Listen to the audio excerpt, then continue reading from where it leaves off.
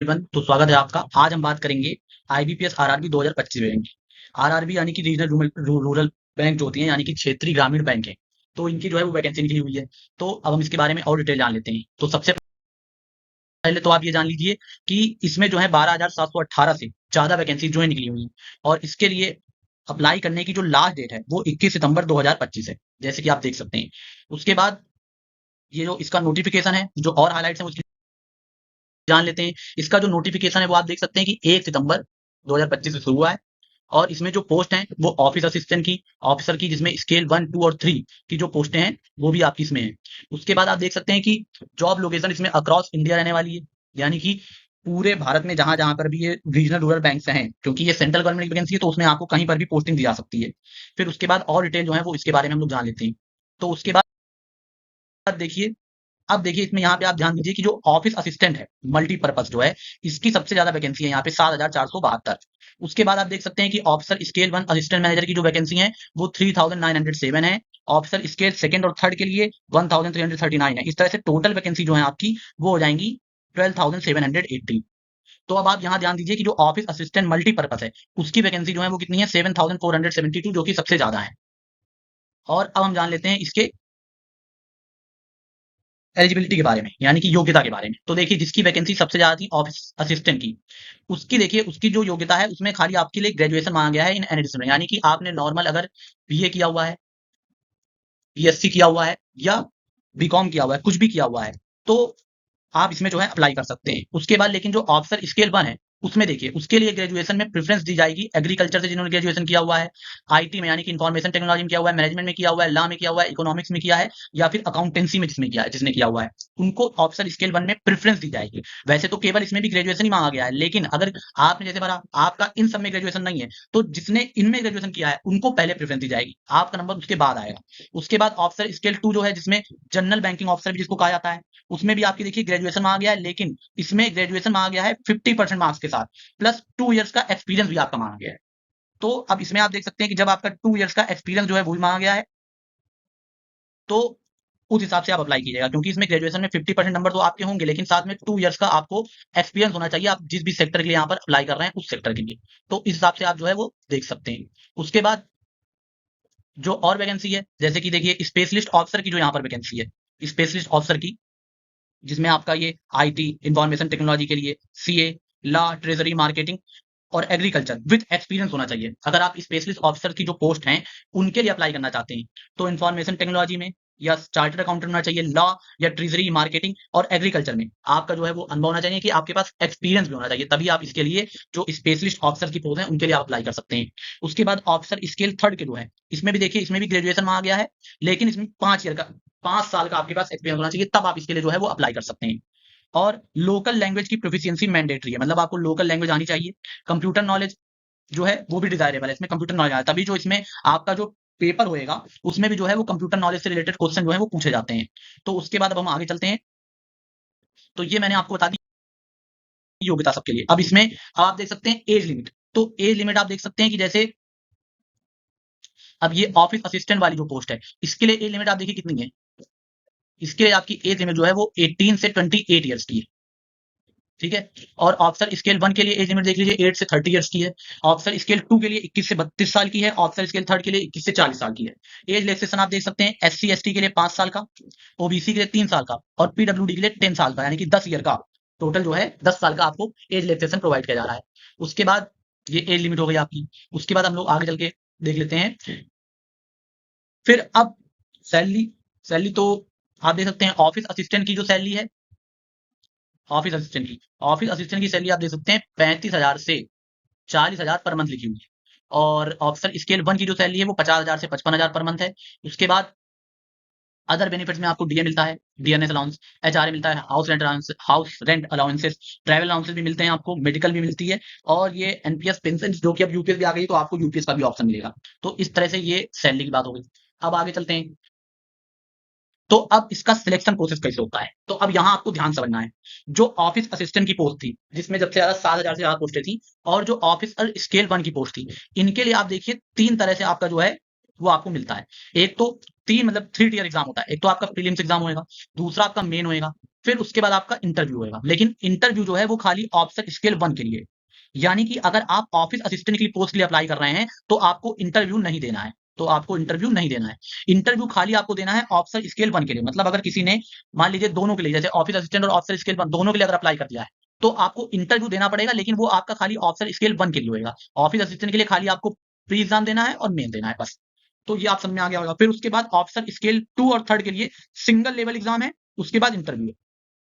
यानी इसमें आपको एक एग्जाम होएगा आपका, और फिर उसके बाद आपका डायरेक्ट इंटरव्यू होएगा। ठीक है, इसमें प्री मेन नहीं, एक ही एग्जाम होएगा, एक एग्जाम हो जाएगा फिर उसके बाद इंटरव्यू हो जाएगा। और इसमें नेगेटिव मार्किंग, इसमें जितने भी एग्जाम होंगे आपके प्री और मेन वाले, उसमें 0.25 यानी कि एक क्वेश्चन सही करने पर आपको 1 मार्क्स मिलेगा, और गलत करने पर 0.25 की नेगेटिव मार्किंग हो जाएगी। ठीक है, तो ये चीजें आपको याद रखनी है। उसके बाद ये आपको समझ में आ गया होगा कि किसके लिए प्री मेन और इंटरव्यू है। ऑफिस असिस्टेंट के लिए प्री है, मेंस है, इंटरव्यू नहीं है।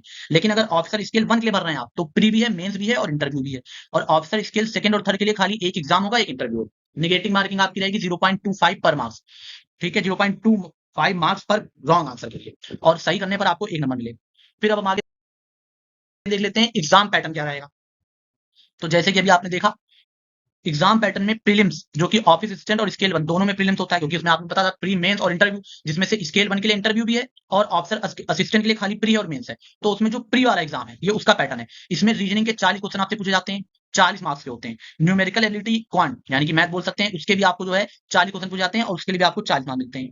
दोनों के लिए आपको 45 मिनट का समय मिलता है। इसके लिए भी आपको 45 मिनट का समय मिलेगा और इसके लिए भी आपको 45 मिनट का मिलेगा।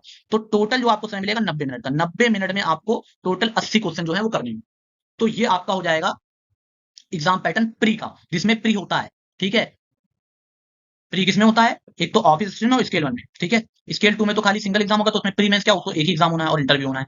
फिर उसके बाद अब अगला देख लीजिए मेंस का जो पैटर्न है वो किस तरह से रहता है। तो मेंस आपका होना है ऑफिस असिस्टेंट और स्केल 1 के एग्जाम में। स्केल 2 में तो खाली एक ही एग्जाम होना है। ठीक है, तो जो ऑफिस असिस्टेंट और स्केल 1 का जो एग्जाम होना है, जिसमें मेंस भी होना है, तो उसमें आप देख सकते हैं कि आपकी जो रीजनिंग है वो आपकी रहेगी, 40 क्वेश्चन आएंगे, 50 मार्क्स के, समय मिलेगा आपको 35 मिनट यानी 35 मार्क्स, 35 मिनट का समय मिलेगा। क्वांटिटेटिव एप्टीट्यूड में भी 40 क्वेश्चन आएंगे, 50 नंबर के होंगे, 35 मिनट आपको समय मिलेगा। उसके बाद जनरल अवेयर में भी आप देख लीजिए 40 क्वेश्चन आएंगे, 40 मार्क्स के होंगे, समय इसमें भी आपको 35 मिनट मिल रहा है। इंग्लिश हिंदी में भी आपके 40 क्वेश्चन आएंगे, ये भी 40 मार्क्स के होंगे और 35 मिनट का समय मिलेगा। अब देखिए कंप्यूटर नॉलेज में बताता है, कंप्यूटर नॉलेज से रिलेटेड क्वेश्चन पूछे जाते हैं, तो इसमें भी देखिए 40 क्वेश्चन आएंगे कंप्यूटर नॉलेज से रिलेटेड, लेकिन वो होंगे 20 मार्क के और समय भी आपको 20 मिनट मिलेगा, यानी कि 20 मिनट में आपको इसमें 40 क्वेश्चन करने होंगे। तो टोटल 200 क्वेश्चन हो जाएंगे। समय आपको मिलेगा इसमें 2 घंटे 40 मिनट, यानी कि 160 मिनट का आपको टोटल समय मिलने वाला है। अब इसमें देखिए सेक्शनल टाइमिंग जो है, ये आप देख सकते हैं सेक्शनल टाइमिंग, ये आपकी इंप्लीमेंटेड है बोथ प्रीलिम्स और मेंस में। ये आप ध्यान रखिएगा, यानी कि प्री का जो पेपर होगा और मेंस का जो पेपर होगा, उन दोनों में आपको सेक्शनल टाइमिंग मिलेगी। मतलब जैसे रीजनिंग में आप देख सकते हैं 35 मिनट मिलना है, आप 35 मिनट मिलना है। तो अगर पहला आपका टॉपिक उसमें रीजनिंग खुलता है, तो उसके पहले आपको रीजनिंग ही करना है, उसके लिए 35 मिनट मिले हैं। 35 मिनट आप पहले कूद के मैथ पे नहीं आ सकते हैं, रीजनिंग जब आप कर लेंगे उसके बाद फिर मैथ का विंडो खुलेगा, अगर दूसरा सेक्शन मैथ का है फिर उसके लिए आपको 35 मिनट मिलेंगे। तो इस तरह से सेक्शन रहता है, आप अपने मन से दूसरे तीसरे चौथे उसमें नहीं जा सकते, अगर एक चल रहा है तो आपका एक आपको पहले कंप्लीट करना पड़ेगा। तो ये हो गया आपका एग्जाम पैटर्न प्री और मेन का। इंटरव्यू में क्या, इंटरव्यू तो इंटरव्यू होता है। उसके बाद फिर जो है डिटेल आप ये सिलेबस हम लोग देख सकते हैं। अब जैसे रीजनिंग और क्वांट का क्या सिलेबस होता है, तो रीजनिंग में आप जानते हैं puzzle, seating arrangement, syllogism, blood relation, direction, sense, inequality, coding, decoding, series, ये सारे जो हैं आपके टॉपिक्स रहते हैं। क्वांटिटेटिव एप्टीट्यूड यानी कि उसमें मैथ में data interpretation, number series, simplification, क्वाड्रिटिकेशन, अरिथमेटिक, जिसमें आपका परसेंटेज आता है, प्रॉफिट आता है, loss, time and work, speed, और जितने भी मैथ के होते हैं वो सब होंगे। तो ये आपका क्वांटिटेटिव एप्टीट्यूड का और रीजनिंग का जो है वो मैंने आपको सिलेबस बता दिया। उसके बाद आगे हम लोग, क्योंकि मेंस में इंग्लिश और हिंदी भी पूछी जाती है और जनरल अवेयरनेस तो पूछी जाती है, तो इंग्लिश हिंदी में देखिए रीडिंग कॉम्प्रिहेंशन आता है, तो रीडिंग कॉम्प्रिहेंशन आपको पढ़ना है। क्लोज टेस्ट फिल्टर्स आपको पढ़ने हैं, एरर स्पॉटिंग, सेंटेंस इंप्रूवमेंट पढ़ने हैं, पैरा संबल और वोकैबुलरी पढ़नी है आपको, ये इंग्लिश और हिंदी के लिए। जनरल अवेयर में तो आपको करंट अफेयर लास्ट 6 मंथ का पढ़ना है, यानी कि अगर अक्टूबर में एग्जाम हो रहा है तो उससे आप लास्ट 6 मंथ का जोड़ लीजिए। बैंकिंग और फाइनेंशियल अवेयरनेस से संबंधित जो क्वेश्चन है वो भी पूछे जाते हैं, क्योंकि आईबीपीएस का एग्जाम है बैंकिंग का, तो इसलिए आपको बैंकिंग से रिलेटेड क्वेश्चन पूछे जाते हैं। स्टैटिक जीके में आपके पूछे जाते हैं, जैसे कि कौन सा दिन पे कौन सा वो मनाया जाता है, जैसे कि तंबाकू दिवस है या पर्यावरण दिवस है, ये सब पूछा जाता है। कैपिटल्स आपको पूछा जाता है, करेंसीज पूछी जाती हैं अलग अलग देश की। ठीक है, तो ये सारी चीजें भी आपकी जो है जनरल अवेयर्स में करंट अफेयर में पूछी जाती हैं। उसके बाद कंप्यूटर और फाइनेंस में आपको क्या पढ़ना है वो भी थोड़ा डाल लेते हैं। तो कंप्यूटर नॉलेज में basics of computers, hardware, software, MS office में सब आ जाएगा आपका, पावर पॉइंट, एक्सेल, ये सब जो भी चीजें हैं वो, इंटरनेट, नेटवर्किंग, शॉर्टकट्स जो होते हैं वो भी पूछ ले जाते हैं और एब्रीविएशन पूछे जाते हैं। फाइनेंशियल लेवल में इंडियन फाइनेंशियल सिस्टम के बारे में पूछा जाएगा, बैंकिंग हिस्ट्री और उसकी जो टर्म्स हैं रिलेटेड बैंक से वो पूछी जा सकती हैं, आरबीआई के बारे में, सेबी के बारे में, ठीक है, security exchange board of India, NABARD के बारे में, ठीक है, और गवर्नमेंट स्कीम और पॉलिसीज इनके बारे में भी आपसे पूछा जाएगा। उसके बाद एप्लीकेशन प्रोसेस कैसे आपको करना है। सबसे पहले तो जो आप आईबीपीएस की वेबसाइट है उस पे आप चले जाइएगा, सीधे से टाइप कर दीजिएगा आईबीपीएस, वेबसाइट बन के आ जाएगी जो ऑफिशियल वेबसाइट है, उस पे आपको जाना है फॉर्म भरने के लिए। फिर उसके बाद उसमें आपको नया रजिस्ट्रेशन करना होगा, अपनी डिटेल भरनी होगी, फोटो लगानी पड़ती है, सिग्नेचर लगाना पड़ता है, थंब भी आपको थंब इंप्रेशन भी लगाकर उसमें अपलोड करना होता है। फिर उसके बाद आपको अपना स्टेट सिलेक्ट करना होता है, एग्जाम सेंटर सिलेक्ट करना होता है, फिर उसके बाद फीस आप भर देंगे और फिर अपना जो फॉर्म है वो सबमिट कर देंगे। अब फीस कितनी लगती है, तो अगर आप एससी से हैं, एसटी से हैं, पीडब्ल्यूडी से हैं या ईएसएम से हैं, तो आपकी फीस लगेगी ₹175। ईएसएम का मतलब है एक्स सर्विस मैन, तो ₹175 फीस है। और ऑल अदर इनके अलावा जो भी बचे उनके लिए फीस है ₹850। ठीक है, तो ये आपकी फीस हो जाएगी। उसके बाद अब ये इंपॉर्टेंट डेट है जो कि आपको याद नहीं चाहिए, क्योंकि आपको पेपर देना है। तो स्टार्ट डेट आपको पता ही है, 1 सितंबर जो है वो आपकी स्टार्ट डेट है और 21 सितंबर को लास्ट डेट है फॉर्म भरने की। प्रीलिम्स एग्जाम ये टेंटेटिव डेट है, कंफर्म नहीं है, अक्टूबर या नवंबर में हो सकता है। मेंस आपका दिसंबर में होगा या जनवरी में भी हो सकता है। इंटरव्यू आपका जो है जनवरी या फरवरी में होगा मेंस के बाद, और प्रोविजनल अलॉटमेंट आपको जो मिलेगा वो मिल जाएगा आपको मार्च या अप्रैल तक। तो ये हो गया आपका पूरा। उसके बाद ये आप जान सकते हैं कंक्लूजन क्या है, कि टोटल 12,718 से ज्यादा वैकेंसी हैं, बैंकिंग जॉब्स है, ठीक है, और आपको 21 सितंबर से पहले अप्लाई करना है। अब आपको अगर अप्लाई करना है तो आप अभी से अपनी तैयारी शुरू कर सकते हैं, क्योंकि अगर अक्टूबर में एग्जाम हो गया तो आपके पास 1 महीने का ही समय है, और बाकी जिनको तैयारी करनी होती है वो पहले से कर ही रहे होते हैं। तो बस आज के लिए इतना ही था। तो आपको मेरी तरफ से एग्जाम के लिए बेस्ट ऑफ लक। और अगर आपको हमारा वीडियो पसंद आता हो और हमारी मेहनत पसंद आती हो तो आपसे रिक्वेस्ट है कि आप जो है वीडियो को लाइक कीजिए, चैनल को सब्सक्राइब कीजिए और अपने दोस्तों के साथ भी इसको शेयर कीजिएगा। बहुत बहुत धन्यवाद आपका।